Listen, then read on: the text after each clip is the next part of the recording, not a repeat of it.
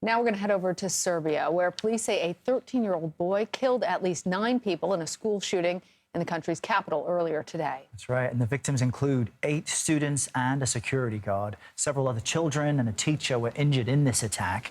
And police say the suspect was a 7th grade student at the primary school. Video from the scene shows police leading the suspect away from the school. They say he drew sketches of classrooms and had a list of targets. The teenager actually called police about the shooting himself. CBS News foreign correspondent Imtiaz Tyab is following the situation for us. Imtiaz, so we know police has the suspect in custody. His father, though, was also arrested. What can you tell us about this? Lana, Errol, so good to be with you, but a really terrible story. It's not often we talk about mass shootings in Europe. I know obviously it's a very different situation where you are, but what a grim situation in Serbia with the arrest of a 13-year-old boy after he killed 8 of his classmates, 7 of them girls, 1 of them a boy, and a security guard. We understand 6 other children are very seriously injured, a teacher as well.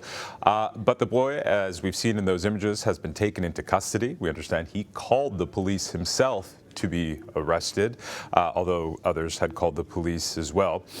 Now, we're also hearing that he will not be criminally charged because under Serbian law, children cannot be charged for crimes, even as heinous as this one is. But his father will be charged. What exactly those charges are, we don't know yet. But the reason the father is being charged is because the 2 guns, the 9mm pistols that were used in this attack, belonged to the father. They were legally registered firearms, but of course, this 13-year-old boy was able to have access to them, had 3 magazine rounds with 15 rounds inside of them, and unleashed them on his classmates. Errol, Lana. It's very dark stuff there, Imtiaz, and you make those comparisons with the U.S. Much easier to get weapons in the U.S., much more difficult in places like Serbia, and you've noted how the father has been arrested. So what more are we learning about this 7th grader's potential motive? Yeah, it's a really good question, a perplexing question, and one that I'm sure many parents who are grieving in Serbia are asking themselves, particularly those who've lost their children. Just how could a 13-year-old want to do this to his classmates? The short answer is we don't know yet. We have heard reports that he may have been the victim of bullying. Some have even suggested he did poorly on exams. But further to your point, Errol, Serbia is a country which in the 1990s suffered a terrible war, the Balkans War, if you remember.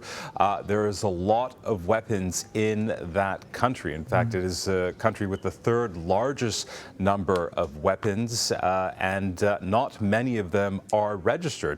But this is also a country which, relative to, say, the U.S. and indeed other countries, has not had a lot of mass shootings. In fact, since 2007, there have only been 4 mass shootings. The most deadly was in 2013, where 13 people were killed, all of which is terrible.